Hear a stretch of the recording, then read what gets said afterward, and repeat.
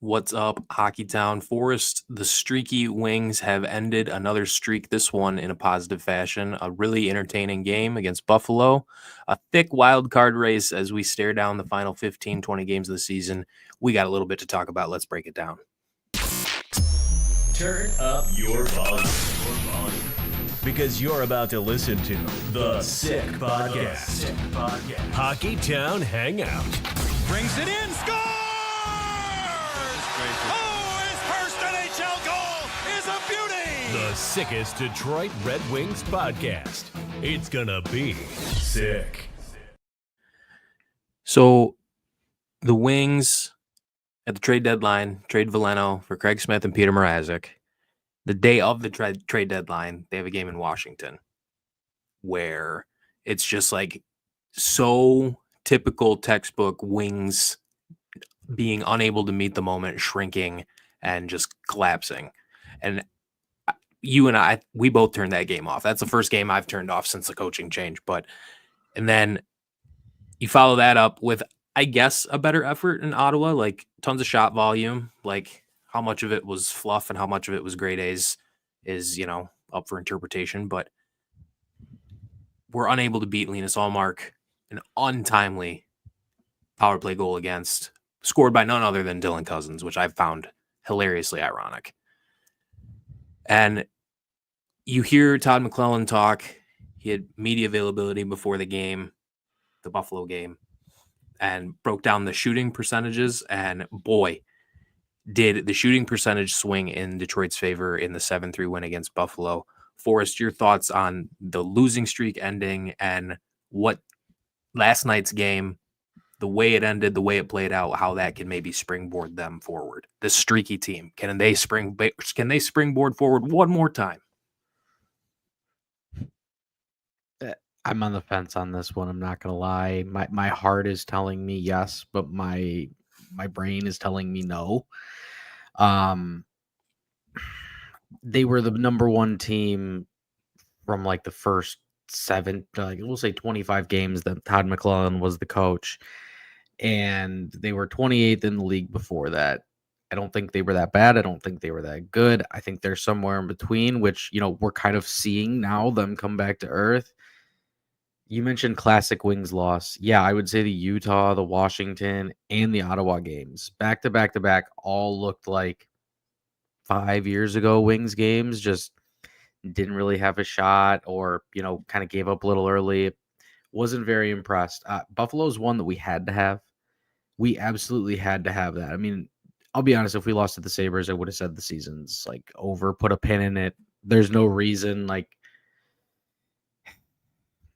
I don't know. I'm frustrated with where we're at right now, but it is what it is. It's a good bounce back W, and hopefully it can move us in the right direction. I think obviously towards the end of the game, things got a little WWE out on the ice. Just an awesome clip of Simon Edvinsson sitting down Josh Norris, and then Tage Thompson feeling froggy and then getting sat down as well. The Red Wings have really, really lacked in that area, being able to, put their friggin' foot down and say, no, dude, like, we're not getting pushed around. Like, we're ending this streak. You're not clowning us.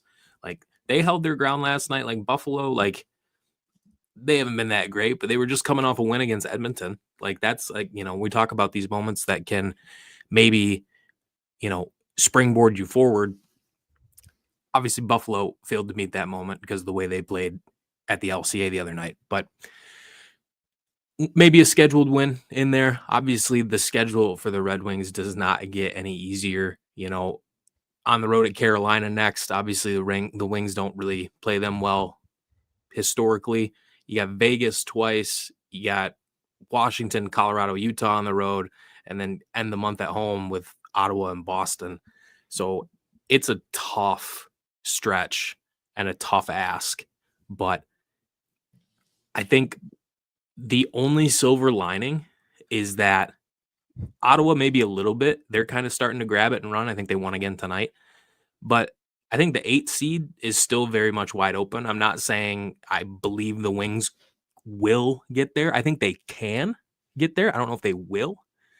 But there's no good reason why they should have gone on 2 different 7-game winning streaks. There's hockey's weird. Like, we're at the point in the season now where it truly is kind of day by day, and like so many different things happen, so many different combinations with the wins and the losses and the standings.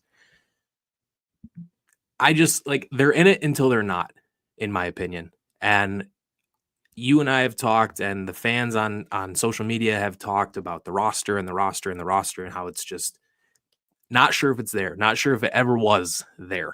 But that's where those, the veteran presence is supposed to come in. That's where this coaching change is supposed to come in. The more experienced, vision and communication and everything. And I think you've seen their play improve, but it's just some of those, it's like that last little bit of ick and those last little bit of bad habits that they just can't seem to shake, especially, late February, early March. I mean, that's 3 straight years of a several game losing streak at this like exact time, which is kind of crazy to think about, but it's always around the trade deadline. Obviously, the last 3 years, we haven't elected to do anything at the trade deadline. And does that play a role? Maybe, maybe not. But I think where they're at right now, the only silver lining is that nobody's grabbing that 8 seed and separating themselves yet.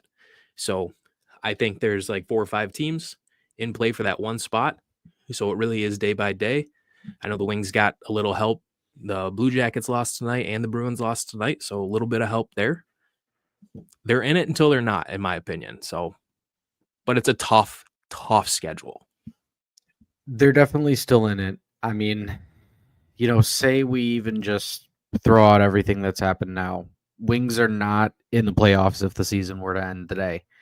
Next 3 games, and we usually wait till the end to talk about, the upcoming schedule, but I want to bring it up now because I think it's another absolutely critical, dare I say the final absolutely critical stretch. We have Carolina, Vegas, Washington, and Vegas in the next 4 games. Yes, those are our next 4 games against teams that are all, I'm pretty sure, top in their division. If not, like we'll say top 2, because I think Carolina, Washington, they're both in the Metro. So top 2 in their division. But yeah, after Carolina basically ground us into just ground us down last week, a 1-2 win. I mean, just ugly playing their style of play. This next stretch is absolutely critical. Can they score enough 5-on-5 goals to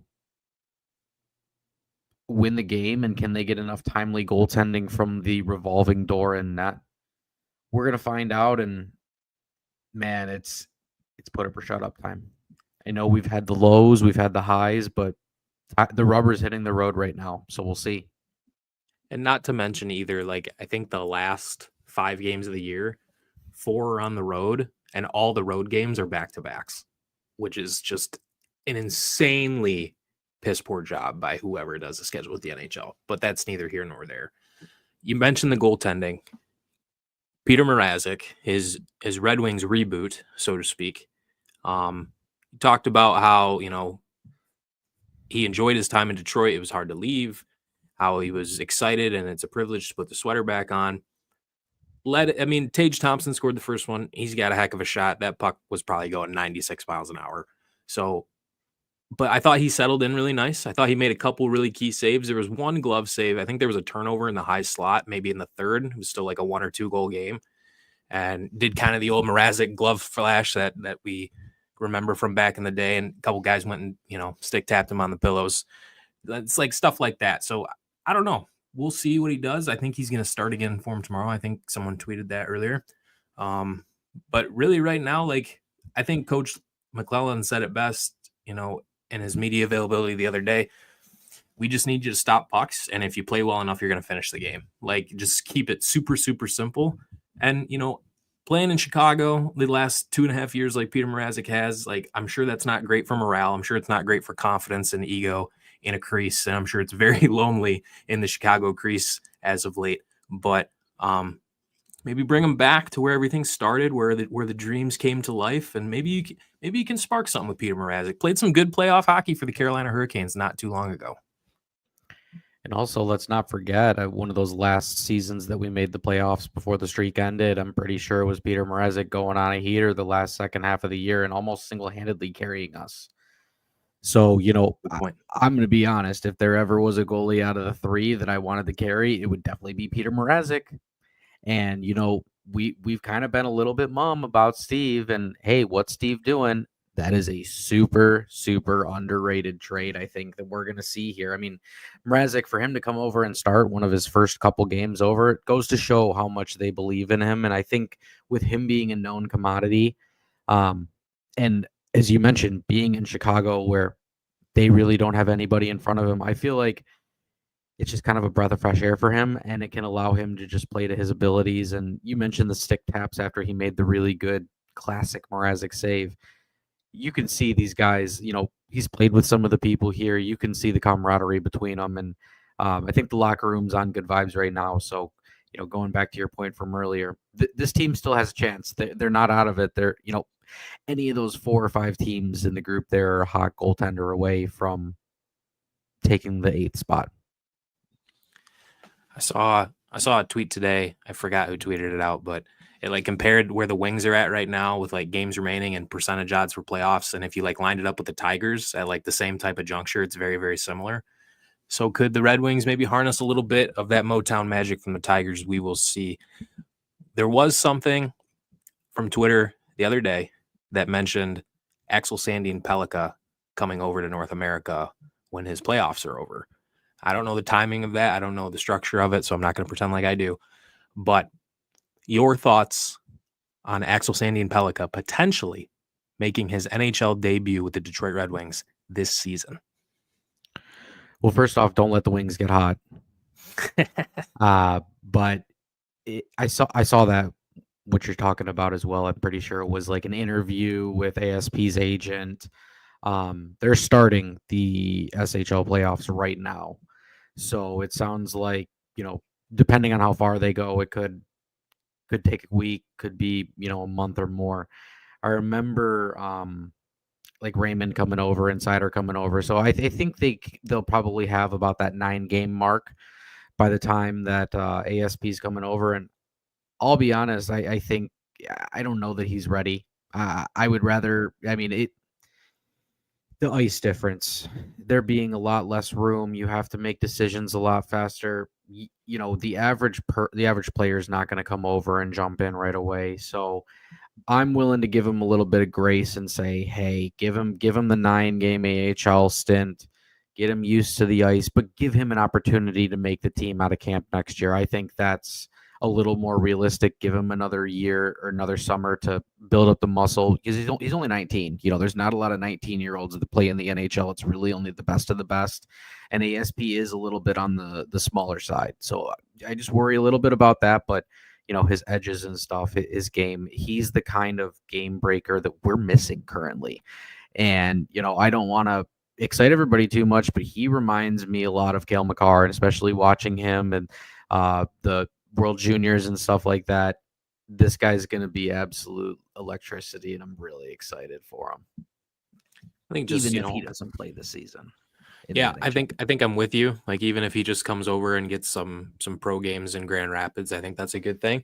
But you wonder with a guy like that, like you mentioned the smaller ice and the decisions that you got to make a heck of a lot quicker. I'm not disputing that at all. But someone who played in the SHL, set records for goals and points. I mean, the SHL is not like a new development league. Like, it's been around for a while. So like a lot of defensemen have come through that league and gone on to the NHL and had very, very successful careers. And Axel Sandin Pellikka is going to leave with some of the best numbers of any defenseman that's played there at his age. Obviously, the question is this kid a superstar? Because like that doesn't just happen on accident, right? I mean, that's a really good league over there playing pro. He's so smart, the decisions he makes, and he has more room, but he's playing against, older competition, more experienced competition. Yeah. And I'm really curious, like the undersized defenseman thing, like people say that and everything. Alex DeBrincat's undersized, and he's probably been our best 200-foot forward for the past few weeks. And I just don't like the mentality and the hockey IQ. Like, I don't buy the size thing. Like, it matters a little bit, but it's not impossible. So I don't know. But I think I'm with you. Probably won't be in Detroit this year unless like Detroit goes on another like 6-game losing streak maybe, and they're like well out of it, and he can get a couple games at the end, maybe then. But if they're like right in it till the end, I don't think it makes sense. Another prospect I know that you and I are both hoping is on the roster next year is Sebastian Cossa. Alex Lyon's contract is up. I think you and I are in agreement. His time as a Red Wings coming to an end. Wouldn't you agree with that? Oh, yeah. Waving bye to Mr. Alex Lyon. Yeah. So then that leaves Peter Mrazek and Cam Talbot coming back, both 1 year. I don't know. I mean, they've loved carrying 3 goalies as of late. So would they carry a third Sebastian Cossa and have both of them mentor him? Would they try and move one? Would they buy one out, waive one? Kind of your thoughts on what your hopes are for the goalie situation next season. Without me pounding the table and knocking over my mic, Sebastian Cossa better be in Detroit next season. I don't care if you have to go scorched earth and trade everybody. Sebastian Cossa better be in Detroit next season, and he better have a minimum of 30 starts in Detroit next season. My goodness, the man is almost 24 years old, and he's played in a handful of NHL games. Get him in the freaking net, man. He had his first win this season. He's the first goalie in NHL history to win in overtime. Something, a cool little tidbit. And the Wings, they're on the brink of the playoffs. But talking about guys going to the AHL, Grand Rapids with Cossa at the helm has a chance to make a really long run in the AHL playoffs. So it's not like it would just be a quick stint over there. Maybe even since they have 9 games, you do have him practice with the big team and see if he can handle that. Because if he can handle that, there's no reason to send him west. Just keep him in Detroit kind of thing. But Cossa better start at least 30 games next season. I do not want to carry 3 goalies again. I want to you already know my thoughts from earlier in this on Mrazek. I would trade Cam Talbot in a heartbeat. 40-year-old goalie, not interested at this point. Sebastian Cossa, almost 24, only a couple games. Get him up with the big club, and we got to embrace these young guys, and the growth with them. That is how we take the next step here. And yeah, there's going to be lumps, but I would rather watch Cam Talbot struggle in net every night over any of the other options that we have. So, and the tidbit about Cossa, first goalie in NHL history to get his first career win in relief in overtime or a shootout, I think it was. But I'm with you there on the goaltending situation. And with Cam Talbot, too, it's funny. You mentioned his age. He's obviously pushing 40. I think he's like 36 or 37. But either way, I think it's been funny because like at the beginning of the year, he was pretty good, like pretty decent, keeping them in games. And like as the season's progressed, I think he's gotten worse. So that's like, to me, it's like, is that maybe like a, longevity, stamina type of thing? So I'm not sure if it makes much sense to bring Talbot back next year. I think if you can get a duo of Peter Mrazek, who's, like a 10 plus year NHL vet at that point, has obviously been part of several organizations, played some Stanley Cup playoff games. In a perfect world, we'd love to have, a goalie with tons of accolades mentor our next goalie. But, Peter Mrazek's been in the organization twice, been around the league. I think it would do just fine. Like a 50-30 split, 45-35 split. Like, I think that's fine. And like upgrade the defense around them. And like this brings me to my next point. Like, I'd love it if, 3 or 4 more rookies are on the team next year. I don't know what will happen, but what I will say, and tweeted about this like a week ago or whatever, but like the people that make the decisions on the roster in terms of who's coming in, who are we bringing in at the pro level, pro scouting, they cannot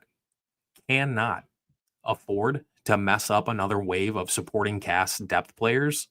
They can't do it again, because if they do it again, when like the Sherratts and the Comfers and the Tarasenkos and all these guys are gone, you're going to have to replace them. They're not going to bring up 10 rookies to do it. We all know that. You cannot afford to screw this next wave up. And then this next wave of guys you're giving 3-4 year deals to, that takes you to the end of the Larkin deal, dude. Like, you cannot afford to mess this up, And so I'm really, really hoping that as we kind of, playoff push, try and stay competitive as long as possible for the development of our guys who are, on the younger side of things. But like the urgency and the intensity needs to be turned up. I don't know how they do things. I'm not going to pretend to know how they do things, but I feel like this is something that the fan base is starting to pick up on and talk more about now, and applying a little bit of pressure to this side of the franchise. And I really don't want it to stop. Like, they cannot afford to mess this up. And by any means necessary, they need to hit on more of these depth and supporting cast pieces for the second half, the second 2/3 of this Larkin contract, whatever you got to call it. Like, it needs to be turned up big time. I think this is the most important offseason of the Iser plan because, we've talked about it extensively on this show. All of we'll just say the lack of intelligence in the pro scouting department of the Detroit Red Wings. Every single one of them should be locked into the equipment closet and not let out until the end of free agency period. After the season, they can't do it.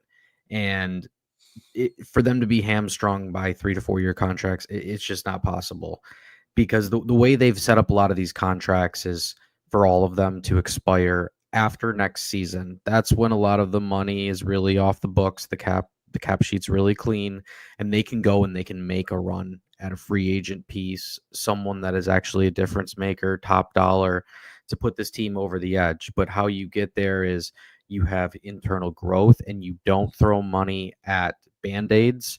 You hold on to your chips, and then you push them in at we'll say in between the 26-27 season. I think that's when you push all the chips into the middle and you go for it. I'll be honest, going back to that ASP point earlier, I do think that if you have like ASP or any serviceable second pairing right-handed defenseman, this team is in such a better spot. It is that fourth defenseman that really sinks our team right now.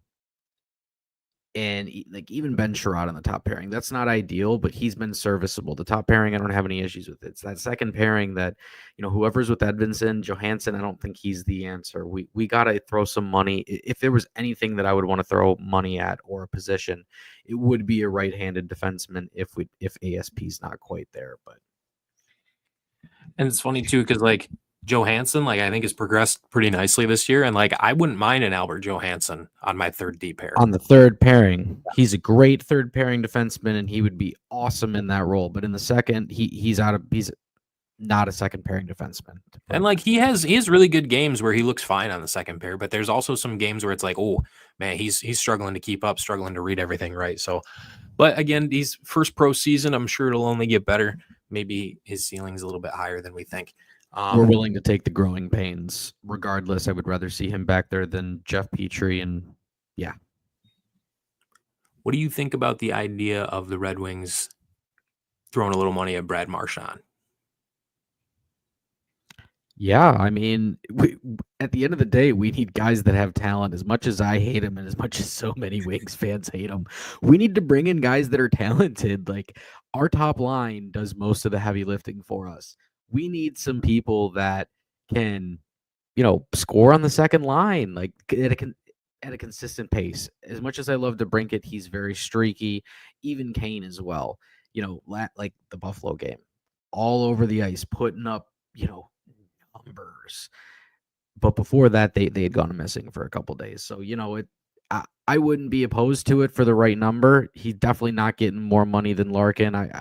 Maybe I'd toss him 5 or 6, but AAV. But I'm pretty sure that the Bruins offered him lower than his AAV from his long contract, and he said no. So I think it's going to be a high number for whoever gets him. Yeah, I think the report said he wanted 7.5, and the Bruins were offering 6.5 or something like that. So yeah, I don't know. $7 million, we'll see. But a guy like that out there, imagine Brad Marchand on the Red Wings last night at the end of that game. He would have been in the middle of it for sure. But we'll see what happens. Real quick before we wrap things up, the second line, early in the year, we were talking about how a dope second line could potentially be DeBrincat, Kasper, and Kane. And it took a while for it to even happen. But I think they've only been skating together 2 or 3 games. But last night, holy moly, 5 points from Kane, 4 points from DeBrincat, and 3 or 4 points from Casper. When your second line is producing like that, you're going to have a hard time leaving the building without 2 points. So I really like the way, excuse me, Marco Casper's coming on. Marco Casper, I wasn't sure what to think of Marco Casper. I thought this kid is either going to be really, really good or it's going to be another maybe Joe Veleno type situation. And boy, he is hard on pucks. He's a dog when he's hunting pucks. He's got good vision. He gets to the net. Like, really, really optimistic about what his ceiling could be now. Could he be a potential long-term solution at 2C? I guess time will tell. And that backhand sauce pass from Patrick Kane to Alex DeBrincat on the DeBrincat goal. Oh, like, I was watching the game alone. I had to watch the game late because I had stuff going on. And something in me was like, don't check on Twitter. Like, just stay off Twitter, watch it when you get home. And that did not disappoint. But it's like 11:30 p.m. and I'm watching the replay. And that backhand pass happens. And I like audibly kind of yelped and like woke my dog up and everything. It was kind of funny. But okay. So as we say farewell, this 4-game stretch you mentioned earlier in the show, Carolina, Vegas, Washington, Vegas. And then it doesn't get any easier, but we'll just focus on those 4 games. What do you think needs to happen in those 4 games for the Red Wings to get to a week and a half from now, still in the thick of things? I think it's got to be 6 out of 8 points. I just don't see any way around it. I mean, with all the teams playing really well around you, with the Wings losing to a lot of the teams around them. Also, shout out Joshy for watching.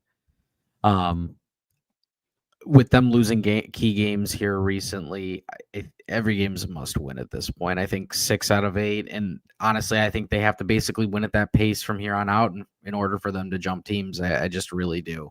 Yeah, I think like as long as they're like, if they could stay at like a point a game pace, they're probably going to stay in the thick of things. So like if they get through those 4 games and it's only 4 points, like they're probably still like technically in it. But like you mentioned, like you're not going to start leapfrogging teams unless you start hitting at that kind of clip that you mentioned, like a 6 out of 8 or something like that. So I think that's a good distinction and point to make. Nonetheless, we're at the point in the season where every day you better be opening up your NHL app because there's a lot of relevant stuff going on. And if you don't, you might miss it. It's a day-by-day thing in the NHL in mid-March. So, Forrest, any parting thoughts as we sign off on another episode of Hockeytown Hangout? We're close. I mean, we're knocking on the door for 2 straight seasons. We're at the same point where, you know, we're talking about missed opportunities and what could have been. We got to do it. You know, just is what it is. All right, gang. Thanks for joining us tonight. Hopefully the Wings can keep the play up, stay in the hunt for as long as possible. Hopefully the pro scouting department gets their shit in line. Thanks for watching. We'll see you next time. Thanks, gang. And that's a wrap. Hope you don't miss us too much until next time. Follow the Sick Podcast Hockeytown Hangout on YouTube, Facebook, Google Play, and Apple Podcasts.